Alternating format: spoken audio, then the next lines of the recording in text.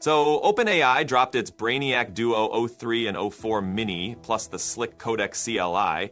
Google rolled out budget-tuned Gemini 2.5 Flash. Cohere unleashed Embed 4 for next-gen multimodal search. And Microsoft made Copilot Vision free in Edge. We're diving into how each one works, why they matter, and which you need to try first.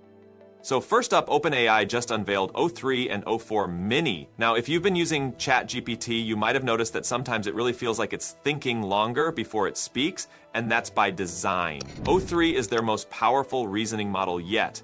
It's been trained to think deeper, combine tools agentically, and deliver highly detailed answers in under a minute. We're talking web search, Python code execution, file analysis, you name it. And on top of that, it reasons about when to use each tool, so you get precise, thoughtful answers without having to babysit it.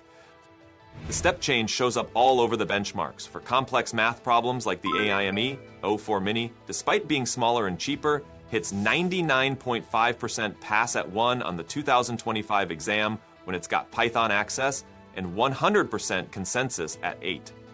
O3 isn't far behind at 98.4% pass at 1. Think about it. With just a bit of code to work with, that's nearly perfect. On Codeforces, the ELO rating for O4 Mini High comes in at 2,719 compared to O3 High at 2,706. And if you're into PhD-level science questions, deep research tasks, multimodal bench in the dust, O3 cuts down major errors by about 20% compared to O1. Visual perception tasks especially light up. O3 nails 86.8% accuracy on MMMU versus O1's 71.8%. And math vision puzzles see a jump from O1's 55% to O3's 78%.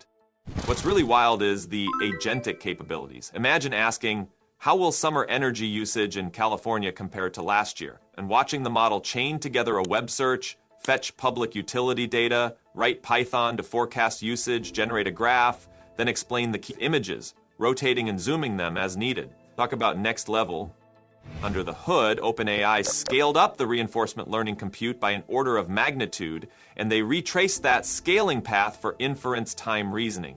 More compute still means better performance. They also rebuilt their safety training data from the ground up. New refusal prompts around biorisk, malware, jailbreaks, and they've layered on a reasoning LLM safety monitor that flags suspicious behavior with 99% success in red teaming tests. Plus, they've run both models through their preparedness framework across bio, cyber, and AI self-improvement risks, and they're still below the high threshold. So as these models get sharper, the safety foundations are getting firmer too. You can try O3, O4 Mini, and the O4 Mini High variants today if you're on ChatGPT Plus, Pro, or Team. Enterprise and Edu users get it in about a week, and free tier users can even dabble with O4 Mini by hitting Think before your prompt.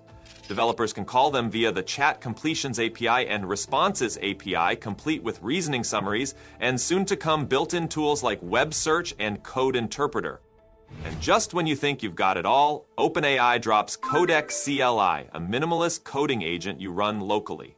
Picture a terminal interface that can reason with your code, take in screenshots, lo-fi sketches, and hook into your machine directly. It's open source on GitHub, and they're teeing up a $1 million grant program to get community projects going, handing out $25,000 increments in API credits. So whether you're an enterprise architect or an indie dev, you've got some serious new toys to play with. Switching gears, let's talk about Google, because yesterday they rolled out Gemini 2.5 Flash. The headline here is Thinking Budgets. You can now dial in how many reasoning tokens you want the model to use, anywhere from 0 up to a whopping 24,576 tokens. Why? Because deep reasoning costs more compute, and compute costs money and time. So for simple stuff like translations, you turn thinking off and pay just 0.6 cents per million output tokens. But for heavy lifting, complex engineering questions, multi-step logic, you crank the thinking back on and it's 3.5 cents per million. Input tokens stay at 0.15 per million. That six-fold price swing is no accident. Google is being super transparent about where the cost really lies. In the thinking phase, where the model evaluates different solution paths, in AI Studio's UI, you can even peek at those hidden internal thoughts. On the API, you can't see the text, but you can watch the token count go up and down. Performance-wise, Gemini 2.5 Flash punches above its weight. On Humanity's last exam, it scores 12.1%, ahead of Anthropic's Claude 3.7 Sonnet at 8.9% and DeepSeek R1 at 8.6%, though it trails OpenAI's O4 Mini at 14.3%. For technical benchmarks, it nails GPQA Diamond at 78.3%, and math performance comes in at 78% on the 2025 AIME and 88% on the 2024 version. Google's pitch is that when you factor in speed and cost, it's the best value out there, especially for enterprise clients who need budget predictability. They're previewing it now in Google AI Studio and Vertex AI, and they've paired this with a couple of other moves. First, they just launched VO2 video generation for Gemini Advanced subscribers, 8-second clips from text prompts. Second, U.S. college students get free Gemini Advanced access until spring 2026, which is a clear play to lock in the next generation of AI talent. And for consumers, the Gemini app now lists 2.5 Flash experimental in the dropdown, replacing the old 2.0 thinking option.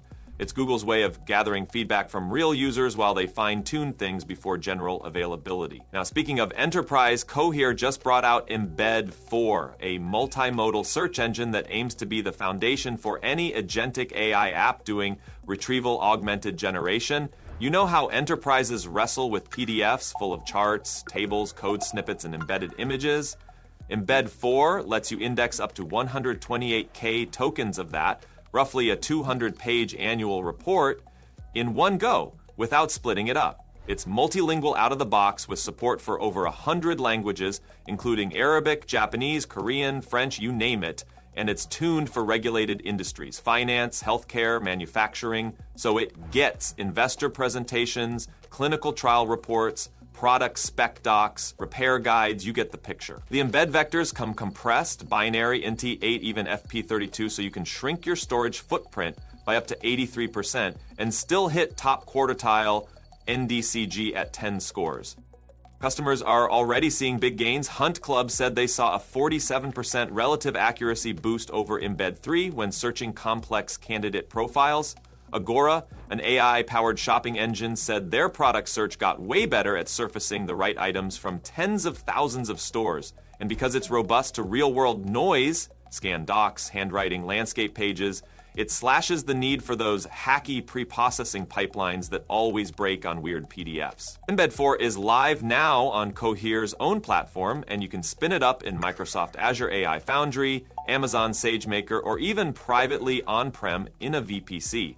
It also plugs into North, their secure AI agent runner, powering the Compass search layer so you can build end-to-end agents that reliably fetch data from your own vault. Finally, let's talk Microsoft Copilot Vision, because they just made it free for everyone using the Edge browser. Previously, you needed a Copilot Pro subscription to share your screen content with Copilot Vision. Now, if you're on the latest Edge, you hit the mic icon in the browser, point Copilot at Amazon or Target or Wikipedia or TripAdvisor, and it'll parse what you see and answer your questions. It won't work on paywalled or sensitive sites, and it's entirely opt-in. Microsoft isn't harvesting your images, audio, or conversation for model training. It's a privacy win. But that's not all. Earlier this month, they rolled Copilot Vision into their mobile and Windows apps. On mobile, you can point your phone camera at, say, the coffee machine instructions or a weird street sign, and Copilot interprets the live video or your saved photos. On Windows, insiders can share any app window via a little glasses icon in the Copilot Composer and ask questions. Before long, we'll probably see it roll out to more Windows users, and combined with Edge, it means that anyone, for free, can tap into an AI that sees and explains. That's a huge step towards seamless multimodal interaction for everyday browsing. And that's a wrap on today's AI Overload. Tons of powerful tools landing in your hands. Dive in, experiment, and let me know which one blows your mind first. Thanks for watching, and I'll catch you in the next one.